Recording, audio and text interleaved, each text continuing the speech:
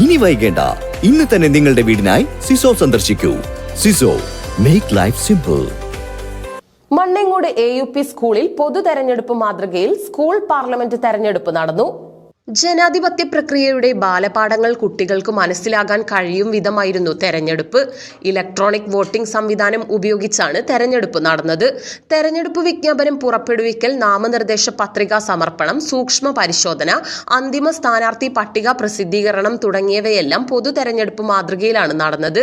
കുട്ടികൾ തന്നെയാണ് returning ഓഫീസർമാരും polling ഓഫീസർമാരും counting ഏജന്റുമാരും security സ്റ്റാഫുമെല്ലാമായത്.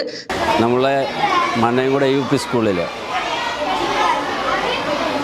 School leader തെരഞ്ഞെടുപ്പ് ഏറ്റവും ജനാധിപത്യ രീതിയിൽ ഇന്ന് നടക്കുകയാണ്.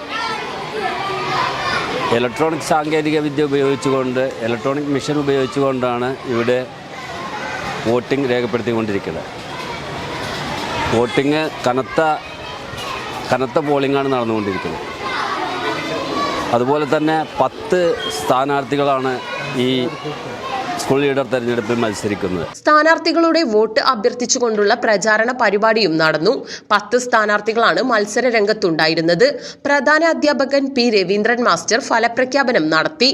252 വോട്ട് നേടിയ സൈനബ് ദിൽഹ സ്കൂൾ ലീഡറായും 130 വോട്ട് നേടിയ ഫാത്തിമത്തുൽ ഹന്ന ഡെപ്യൂട്ടി ലീഡറായും തെരഞ്ഞെടുക്കപ്പെട്ടു. PTA president Suresh Kumar, vice president K. Sajeesh, social club convener C. Rasheed, R. Rema, PN Divya, P. Muhammad Shameem, PV Nisha എന്നിവർ വിജയികളെ അനുമോദിച്ചു. തികച്ചും ജനാധിപത്യ രീതിയിലൂടെയുള്ള നടപടിക്രമങ്ങളിലൂടെയാണ് മണ്ണേങ്കോട് UP സ്കൂളിലെ കുട്ടികൾ പോളിംഗ് ബൂത്തിലേക്ക് ഇന്ന് എത്തിച്ചേരുന്നത്.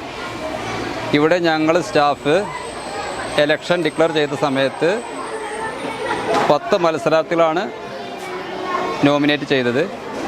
അവരുടെ നാമനിർദ്ദേശ പത്രിക തന്നു.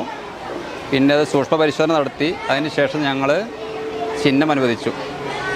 ഇവിടെ കുട്ടികൾ തന്നെയാണ് presiding officer, first polling, second polling, third polling നിയമപാലകർ.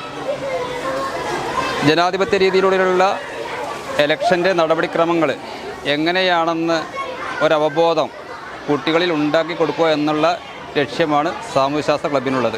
നമുക്കറിയാം, ലോകത്തിലെ ഏറ്റവും വലിയ ജനാധിപത്യ രാജ്യമാണ് ഇന്ത്യ. ജനാധിപത്യ രീതിയിൽ എങ്ങനെ തെരഞ്ഞെടുപ്പ് നടത്താം എന്നതിനെക്കുറിച്ച് കുട്ടികളെ മനസ്സിലാക്കാനാണ് നമ്മൾ സ്കൂൾ തലത്തിൽ ഈ ഇലക്ഷൻ ഇതേപോലെ സംഘടിപ്പിക്കുന്നത്.